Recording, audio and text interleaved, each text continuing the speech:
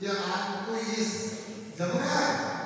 इसलिए कभी भी जो काम आदम से लिखा होता है, पूरे आचार्यों के अनुसार आदम अबरुद्दीन,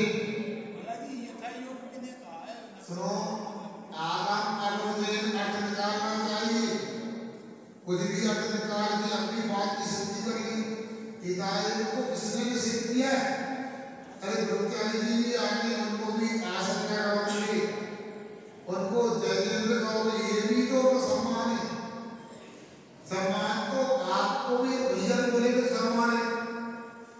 हमने कहना भैया तो हमने एक वचन में न बोल के आपको सम्मान दिया, सब बोले। किसी को दीदी बोल दिया, बेटी बोल दिया, पंडित जी बोल दिया, तो इसका निषेध तो नहीं। मगर नवता भक्ति मुनि की तरह साधु भी कराएंगे तो आपको सोचना है। हम तो इतना जानते हैं नवता भक्ति के बारे में उन्होंने आर्य नाम का आर्य प्रश्न को, अब कोई ऐसा भी न कहे आर्य का मतलब आर्य ले ले, क्योंकि यहाँ पर बहुवचन दिया, षष्ठी का बहुवचन है। मतलब आर्य लोगों को, मतलब मुनियों को पुल्लिंग में समझा है। इसलिए अपने को किसी पक्षपात में न लेकर के आदम के ऊपर काम करना है। अब आप लोग समझ सकते हैं ये क्या है। और नवजागृति आप लोग करते जरूर हैं, मगर में भी बहुत सारी त्रुटि करते हैं। अब देखते हैं कई बार कि वो चौके में जाके वो पाटा ही इतना देता है, लाखों करोड़ों रुपए के मकान बंगले बना लेते और महाराज जी के लिए बिठाने को उच्चासन के लिए एक तलाई का टुकड़ा फंस कर रही है, बोलते थे उच्चासन लीजिए महाराज। आप लोगों को उच्चासन का मतलब ये होता है कि अपने द्वारा जो पाठ का पढ़गान किया ना विधिवत, पहले पढ़गान करके पहले उनकी 3 परिक्रमा दो, फिर शुद्धि बोलो, कई लोग परिक्रमा चक्कर भजरा में महाराज तो देखो पीछे आ रहा नहीं, लौट गया महाराज। क्यों लौट गए? आपने शुद्धि नहीं बोली, आपने परिक्रमा क्यों की, पढ़गान क्यों किया? आप ये कहो ना मन शुद्धि, बुद्धि शुद्धि, काय शुद्धि, आत्म शुद्धि, मम ग्रह में प्रवेश कीजिए। अब मम ग्रह में प्रवेश क्यों करें हम? मुझे बताओ, आठ शब्द है बोलो, आठ शब्द है तो शुद्धि नहीं बोलोगे तो कैसे चलेगा काम? और पहले के दिया प्रतिदिन यहाँ पर भी लगभग 4 महीना हो रहे हैं, रोज के लिए कपड़े कुछ पहनो, हमें से बोलने वाले आप सुनने वाले सब महान है। कैसा मास्क लगाने का बोलते हैं भाई, ऐसे कर लेते 100 बार मास्क को छूएंगे। ये कोरोना देने आए कि आप देने आए महाराज को? 60 वर्ष वालों को 60 बार हुआ। इसलिए नवता भक्ति कैसे करना ये सोचो। फिर पढ़गान कर लिया, पाप प्रक्षालन, वो पाप किसी ऐसा नहीं होता कि महाराज के पाँव पकड़ने लगो। महाराज जी के पाप प्रक्षालन थोड़ा सा पानी हो, इतना बड़ा पंजाबी गिलास के लिए आगे जाएगा, महामस्तक से नहीं करना, थोड़ा सा 4 से बूंद पानी डालो और उसके बाद गंदो दब लो। अब लोग रगड़ना चाहते हैं, अभी तो कोरोना में बेसी स्पर्श नहीं करा रहे और सामान्य दिनों में भी यदि आप महाराज के पे रगड़ो तो क्या होगा? सुनो, हंसना नहीं कोई। महाराज जी को रात में भी जबरदस्ती करते हैं, घी तेल गिरा में लगा दिया। सुबह महाराज जी निहार को गए तो निहार को गए, फिर क्या हुआ? जब निहार को गए तो धूल लग गई, दूर और तेल में क्या गया? मेल बन गया, पीछा बन गई। फिर क्या हुआ? आपने रगड़ पकड़ के चरणा में दिए, रगड़ प्यारी आपने रगड़ दी, महाराज के चरणों की जो कीचड़ थी या मेल था आपके करकमलों में आ गया। फिर आपने बेसी तो आप हजारों लीटर पानी से स्नान करते चिंता नहीं करते, मगर जब हाथ धोते कितना सा पानी लेके ऐसे कर लेंगे उसके हाथ। आप देखना, इसके बाद हम तो गिलास देंगे, अब गिलास दे दें, अब मंत्रा इतना हो जाए, इसलिए महाराज का गिलास रोटी किसमें लग गई, जल किसमें लग गई। अब महाराज जी आपके चरण कमलों की रस कर कमलों में सुंदर ऐसा करते हैं। अरे अच्छे से हाथ धोने को बोला है कोरोना समय में। हम कई बार देखते हैं बस बाहर के नहीं गिर हाथ धोने भी अच्छे नहीं है। इस समय में सैनिटाइज करने को बोला। आप लोगों को अच्छे से बेसन से गर्म पानी से जाकर हाथ धोना चाहिए इस चीज पूरे से। इसमें कभी भी कंजूसी निकलना चाहिए। इसके बाद में पूजन करते हैं। पूजन भी चावल बाहर मिलाते रहते हैं। एक दो से पूजन का मंदिर में हो चाहे रसोई करते हो भगवान की पूजन कर रहे हैं। अपनी पूजन की थाली का एक भी चावल नीचे भी गिरना चाहिए। माली भैया सफाई ना करें इसके पहले भी नदी सफाई हो गई। अब आगे देखो फिर इसके बाद नमोस्तु हुई जाते हैं। पूजन के बाद नमोस्तु बोलते हैं। फिर मन शुद्धि बदन शुद्धि काय शुद्धि आगे शुद्धि। अब आपका मन शुद्ध होना चाहिए। कई बार होता है लोग बेबार में लोग दिखावा में आग देना चाहते हैं। मन में नहीं लोग क्या कहें इसलिए आग देते हैं। बात के प्रति भक्ति श्रद्धा नहीं है तो मन शुद्धि कैसे दिलाएंगे। बदन शुद्धि आपने जो कहा है वो सही होना चाहिए। असत्य है तो मन बदन शुद्धि की लाएगी। काय शुद्धि अब हम देखते हैं हमारे साथ में तो आप अलग प्रकार करते हैं वो हमारे नजर बजा के करते हैं। सुनते चप्पल पहन के आगे सोलह में आगे चप्पल गाड़ी से आगे क्योंकि पैदल नहीं चलना पड़ता। पैदल चलने से बदनामी होती है कि इतने बड़े घर के आदमी पैदल जा रहा है। बढ़ते से जो पढ़ लो आरदान चक्रवर्ती कैसे करता था। अपने लिए मंदिर और महाराज के काम से कभी भी गाड़ी आदि का उपयोग नहीं करना चाहिए। क्या शुद्धि होती है। जीव रक्षा करने के लिए गाड़ी पर्याप्त है क्या। गाड़ी चलाते जीव की रक्षा हो जाएगी। फिर गाड़ी में से क्यों आना। इतना लंबा चौड़ा समुद्र नहीं और पूरा बड़े नगर में भी रहते हैं तो अपना धर्म मानता है कि हम गाड़ी का उपयोग न करें। हम वहां जाकर के अलग से पुनः शुद्धि करें। अब हमने कई बार बोला है कि कोरोना के समय में तो सामान्य कपड़ों को उतार करके शुद्धि के कपड़े पहनना पर्याप्त नहीं। अभी तो स्थिति है कि पहले व्यक्ति छाने गर्म पानी से उबले पानी से साबुन से स्नान करें फिर सीधे शुद्ध वस्त्रों को पहने। मगर आप लोग क्या करते हैं कई बार देखते हैं कपड़े बदल लेते हैं। कौन देख रहा है। मतलब महाराज जी के लिए दीवानी देने में कोई कमी नहीं है। अब महाराज जी का पूर्ण हो तो बच जाए। जो आप देते हैं उनको बता देना है बातों को। कल गंदी के में बेसन कर दिया था। इसके बाद में फिर काय शुद्धि बीमारी नहीं होना चाहिए।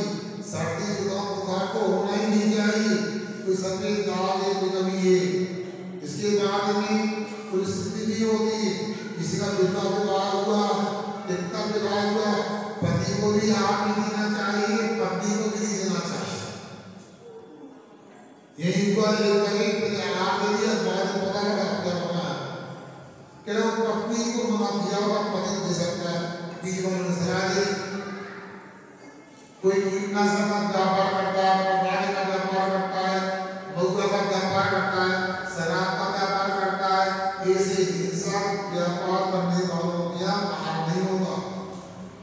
सब लोग सुन रहे श्री आदर शुद्ध का मतलब न्याय नीति से अहिंसक पद्धति से धन उत्पादन करके आग तैयार करते वो आदर शुद्धि होती है। जल शुद्धि का मतलब ये भी शुद्धियाँ है। आजकल लोग बरसात में डब्बे भर लेते हैं और अगले महीनों वो उसको धोके आदि भी उपयोग करते हैं। ये बिल्कुल गलत बात है। गुजरात राजस्थान में पानी जहाँ कम गिरता है वहाँ कुएं बनाया गया टाका बोलते हैं। वो टाका इतने बड़े होते हैं कि सालों चलते हैं पानी इसमें। ये प्लास्टिक के डब्बे में या स्टील की टुटाई में रख लेते हैं। बेचारी का पानी संग्रह करके तत्काल पानी छान के बहते पानी में बिरजानी कर दो, उस छाने पानी को उबाल लो तो 24 घंटे काम ले सकते हैं। बरसात का पानी आयुर्वेद में अमृत का है, किंतु आज का पानी आज ही होना चाहिए। महीनों अगले दिन परंपरा कहां से आ गई भगवान जाने, वो आप जानो। ये कैसे उचित नहीं है, और किसी को देना किसी ने ना हमको कभी देने का प्रयास मत करना। हम कोशिश करेंगे यदि आपने दे दिया तो अलग प्राश्चित देने का प्रयास करेंगे। उसमें तरजीहों की रक्षा नहीं होगी तो जल संधि कैसे कहलाएगी। अब आहार संधि, अब तक बाहर से लोग आए, डेली आके बाहर के लोग, अब तक विरसी आदि के लोग आए। महाराज जी जो कोरोना का जाग होता, हमने कहा गुलाम मत बनो, दीन धर्म गुलामी करना नहीं सिखाता। कोरोना की गुलामी क्यों कर रहे हो? वो जाए कटवाना जाए, आप अपनी शक्ति को बढ़ाओ, अपना रेजिस्टेंस पावर इम्यूनिटी को बढ़ाओ। कैसे बढ़ेगा? उसको भोजन से बढ़ाओ। भोजन तो करते क्या करते, 4 अंगुल इंच का वो बर्नर गैस का 10 इंच की रोटी होती, वो आधी शक्ति आधी कच्ची रह जाती है, इसलिए बीमारियां होगी, शरीर में कमजोरी आती है। दाल को बनाना तवेली में कटोरी में कुकर में बना के वो प्रेशर से वो दाल भर जाती है, अंगुली कुली मारती, तब दाल रोटी ही आपकी व्यवस्थित नहीं है तो बीमारी तो और भी आने वाली। और कौन कौन सी बीमारी की व्यवस्थित बनाओगे? अपने शरीर को इतना पुष्ट मारो अपने भोजन के माध्यम से, ताकि कोई वायरस आए तो अटैक न करना, हम उस पर अटैक करते इसके पहले। एक राजीव दीक्षित नाम का एक वक्ता हुआ है, स्वदेशी आंदोलन के लिए काम करता था और युग से वर्तमान में नहीं स्वर्गवास हो गया उसका। उस व्यक्ति का कहना था दुनिया में जितने मरीज हैं उनको ठीक करने के लिए दुनिया के पूरे डॉक्टर एलोपैथी के, आयुर्वेद के, यूनानी के, औद्योगिक डॉक्टर सब 24 घंटे काम करें तो सब मरीजों को ठीक करने में 300 वर्ष लगेंगे। नए मरीज उत्पन्न हो, वर्तमान के मरीजों को ठीक करने में 300 वर्ष लगेंगे। क्या मरीज 300 वर्ष जिंदा रहेगा? तो कैसे ठीक करें? उसने कहा दवा खाने की बात मत करो, औषधालय की बात मत करो, अपने रसोई घर को ही औषधालय बनाओ, अपने मसालों का पूरा प्रयोग करो, हल्दी का, सुगंध का, जीरे का, काली मिर्च का, सबका। और इसके बाद में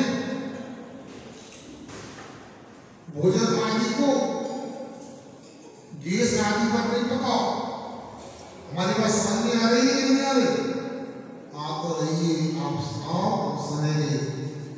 बस पंच मंजूरी, पंचायत मंजूरी, नंदा वैसे है अशोकर मतलब कितना पता चलती तो मंदिर में मिली।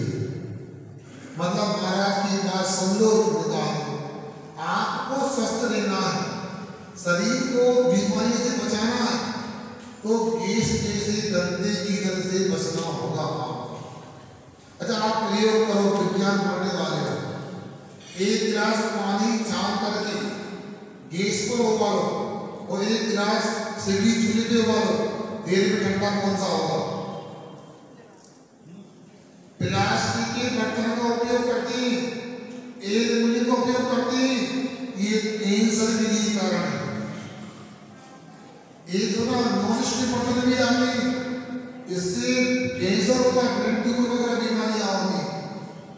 मगर आप लोगों को सलाह कर पढ़ा पाएंगे कि अपने सामान्य जीवन को ठीक कर लेंगे। आप लोग आगे चल रहे हैं कि आप लोगों को ये नंदा भक्ति के साथ आहार दान करना चाहिए। अब मैं आ रहा हूँ मूल विषय पर। इसके बाद चर्चा की थी जैसे जल के माध्यम से वह रक्त आदि के दाग मिल जाए ईसाई ग्रस्त के द्वारा कर्म हुए बैरी अतिथि को नम्रता भक्ति से दान देने से नष्ट हो जाते हैं। अब भाई नम्रता भक्ति जो करती तो नम्रता भक्ति करने का लाभ क्या है? तो 115 नंबर का श्लोक देखते हैं, बड़ा सुंदर श्लोक है। कई लोग क्या करते हैं, अनेक प्रकार की हिंसक संसाधनों के माध्यम से, प्रसाद सामग्री के माध्यम से अपने को सुंदर बनाना चाहते, क्रीम लगाते, पाउडर लगाते, शैम्पू लगाते, अनेक प्रकार के साबुन लगाते और पता नहीं क्या क्या लगाते। आप ही यहाँ हम तो इतना जानते हैं, 2 चम्मच बेसन लेकर के व्यक्ति गीला करके लगाए शरीर में, अपने आप निखारा जाए। ज्यादा सुंदर बनना है उसमें 2 चम्मच दूध डाल दो और अच्छा हो जाएगा। मगर आप लोग हिंसक साधनों का उपयोग करते, ब्रीडिंग कल्लू रखो। सुंदर कैसे बनना है, इसका ही व्यवस्था आपको इस श्लोक में बताने जा रहे हैं। आप देखिए 115 नंबर का श्लोक, उच्चैः गोत्रम प्रणते भोगो दाना उपासना पूजा भक्ति सुंदर रूपम स्मना कीर्ति तपोनिधिषु उच्चैः गोत्रम प्रणते उच्चैः गोत्रम प्रणते भोगो दाना उपासना पूजा भक्ति सुंदर रूपम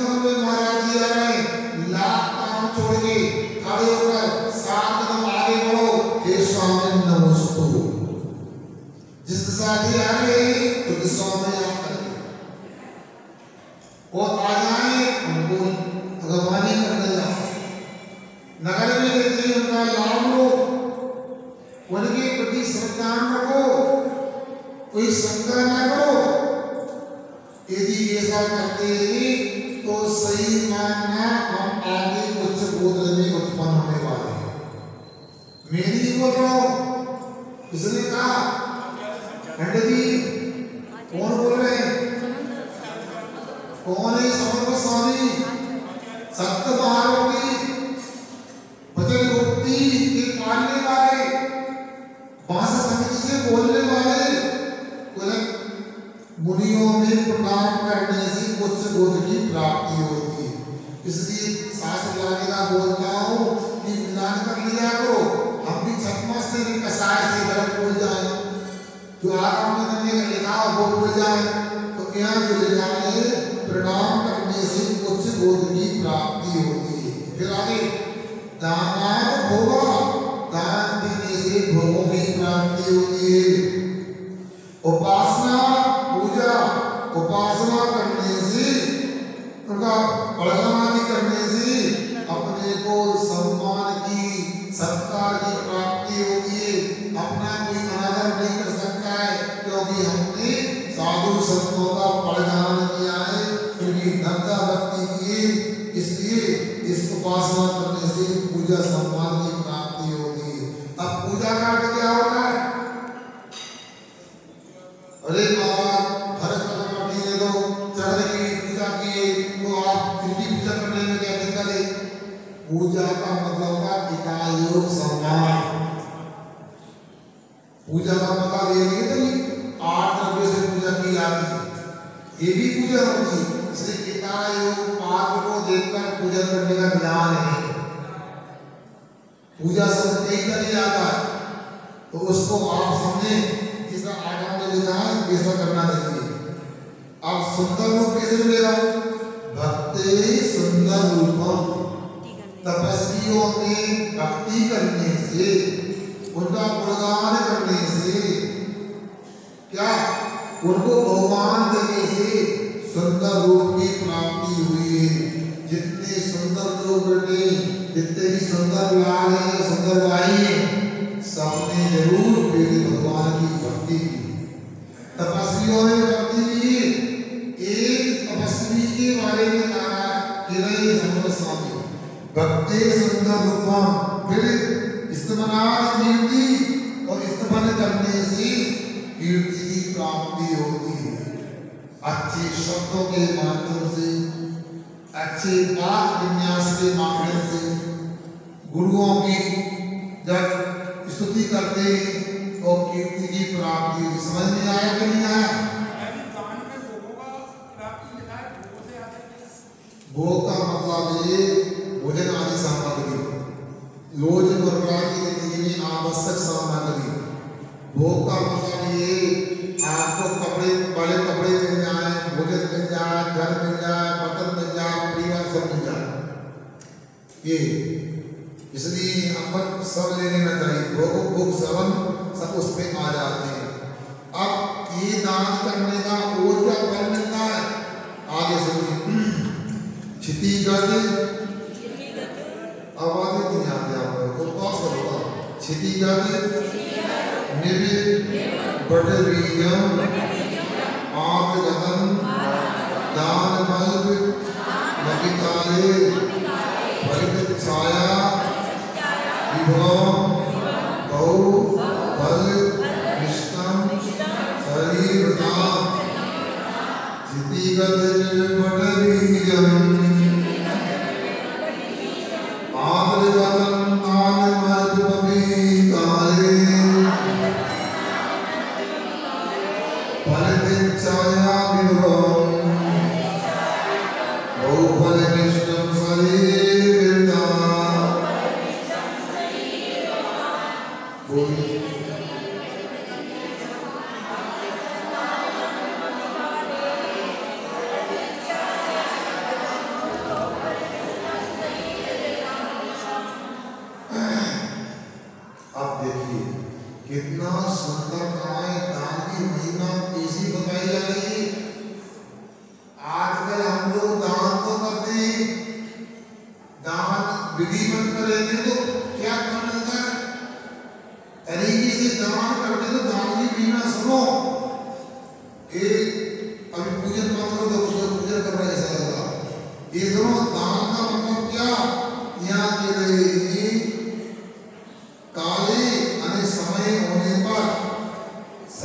मित्रता शरीरधारियों को, संसारी जीवों को, अल्पम अपि पात्रम दानम, थोड़ा भी पात्र में गया हुआ दान, क्षितिगत बड़ बीजम, क्षितिगतम बड़ बीजम इव, अनेक जमीन में गया हुआ बड़ के बीज के समान, फलती छाया औ फलम इष्टम औ इष्टम फलम, फलती छायो अनेक बहुत सारा इष्ट फल प्राप्त होता है।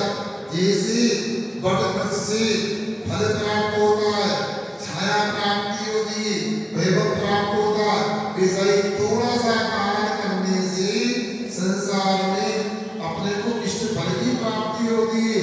संसार में कोई बीमारी आदि की बाधा नहीं आती है, कोई किसी प्रकार की विकलता नहीं होती, अभाव नहीं होता है।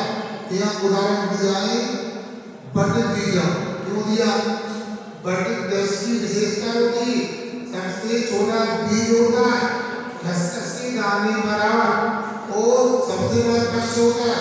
सुनते कोलकाता के पास 3.5 किलोमीटर में एक बड़ा वृक्ष फैला हुआ है, कोलकाता के आसपास के बंगाल में। आप सोच सकते हैं कितना सा खसखस की बारिश बराबर दाने वाला बीज कितना बड़ा फल देगा।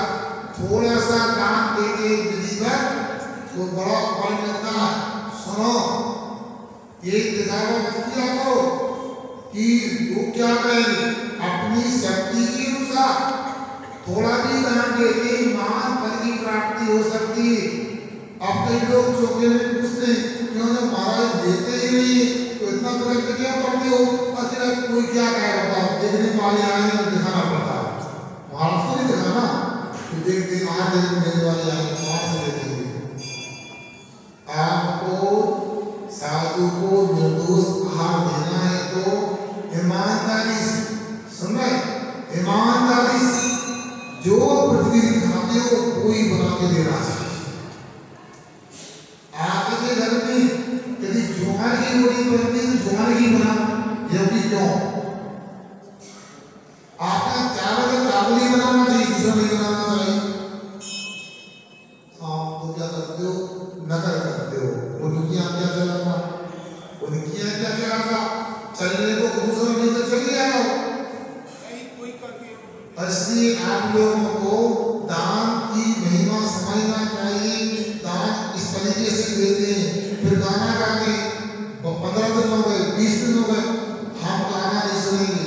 प्रतिदिन भोजन बनता है, आपका कभी भी हो सकता है, एक बाद वाले क्या पहले और पहले वाले के बाद में, जब रोज ही भोजन बनता है तो ये क्यों कर 15 दिन हो गए, 20 दिन हो गए, अरे भाई तुम्हें भी 10 साल की उम्र तुम्हारी, तो 10 साल से तो भोजन बन रहा, तो 20 दिन क्यों बोलते हो? 20 साल का 10 साल का, जब प्रतिदिन ही भोजन बनता है, शुद्ध भोजन बनाना चाहिए, स्वयं करना चाहिए, साधु को पढ़ाना चाहिए। कोई विधि पर देते ही आत्मकर्मी महान फल को देने वाला है।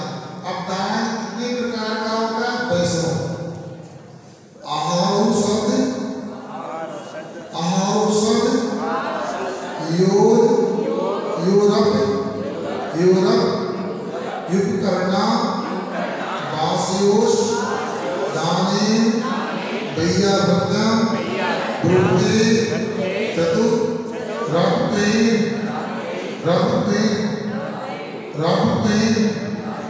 चतुरस्रा औषधियो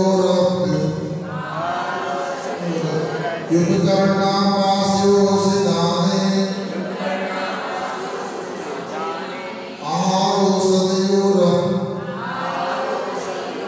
युग करना वास्योष दाने भैया व्रतम रुते चतुरात्मे चतुरस्रा। बोलो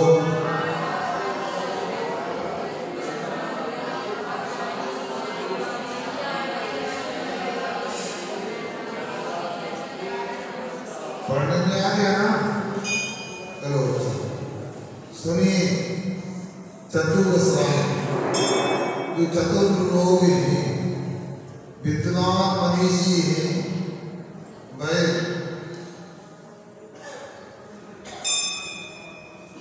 आहार औषधियों उपकरण वासियों की आहार औषधि उपकरण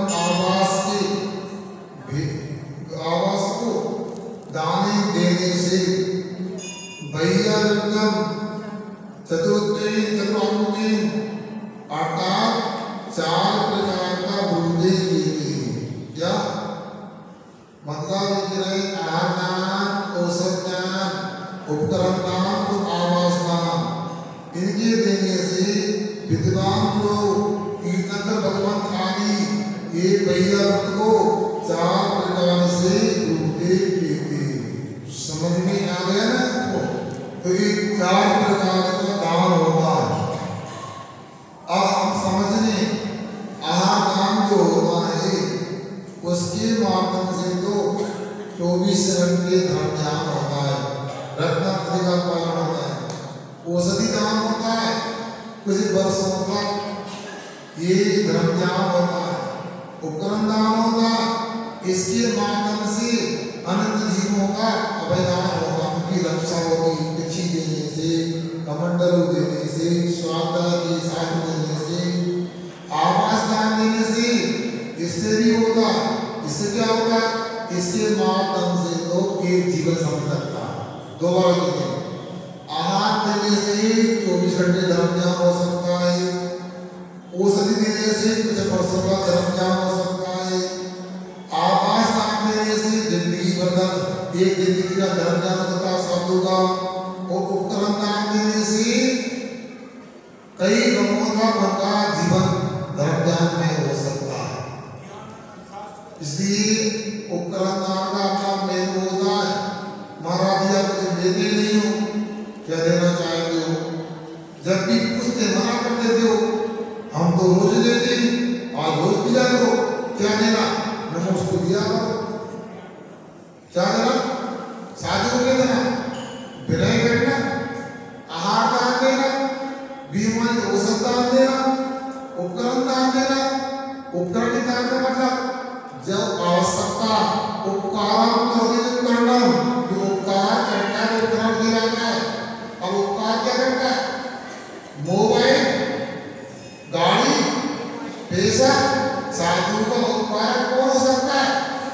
पिछी हो सकती है, मई पंखों का संग्रह करके अपने यहाँ से पिछी बनाओ, अपने घर में साधु आए, आज के उपकरण पुराने पिछे रख लो, नहीं होगा, बस बनाना सीखो। इसके बाद में ऐसा तो नहीं जीवन से पीछे बदल दो, कमांडर टूट जाए तो उसका ध्यान रखो। इसी प्रकार आगे क्या उनके लिए भी रुकने का टेकने का स्थान नहीं, ऊपर बंद करो।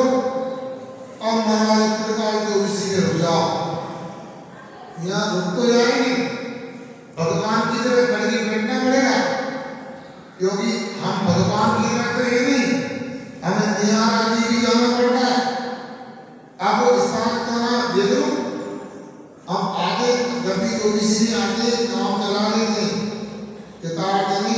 एक दिन शुद्धि करने की व्यवस्था नहीं करती यहाँ, बुराई नहीं कर रहे, बुरा मान जाते हम तो कहते हैं कि अगली बार का इसी व्यवस्था कर लो, महाराज जी आए तो मगर कई दिन तो यही रहे जाए नहीं।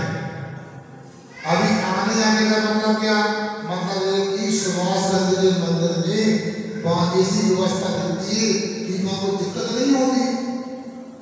मतलब वहाँ ऐसा नहीं पूरा पंखा लगाओ, एसी लगाओ, ऐसा नहीं, अरे लघु संज्ञा आदि प्रसाद हो।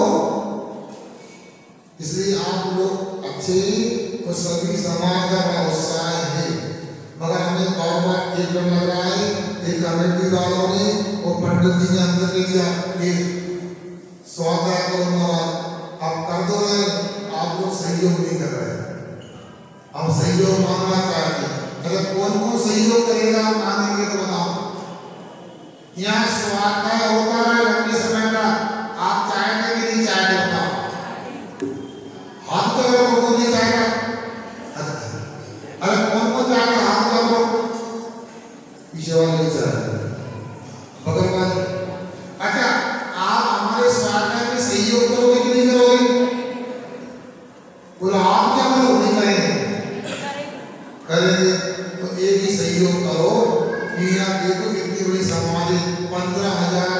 होगी जनसंख्या समझे तो हम चाहते हैं यह 15,000 बने रहे, भले नहीं बने कि अपने दिन से भी कम ना हो जाए, कोरोना का शिकार ना हो जाए।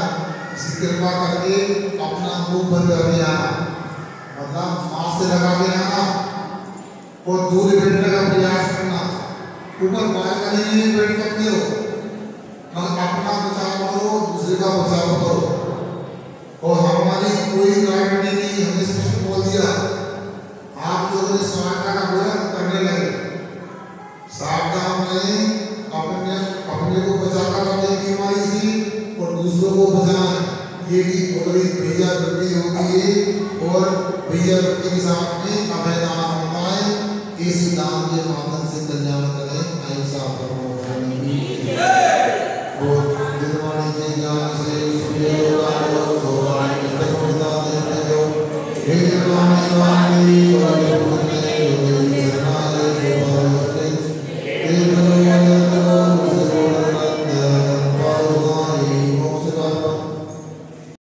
आप हमारे चैनल को सब्सक्राइब करने के लिए YouTube पर जाकर दर्शनोदय टीवी चैनल लिखें और रोज नई नई वीडियो देखने के लिए सब्सक्राइब करें और बेल आइकन पर क्लिक करें और जैन धर्म के प्रचार के लिए ज़्यादा से ज़्यादा शेयर करें।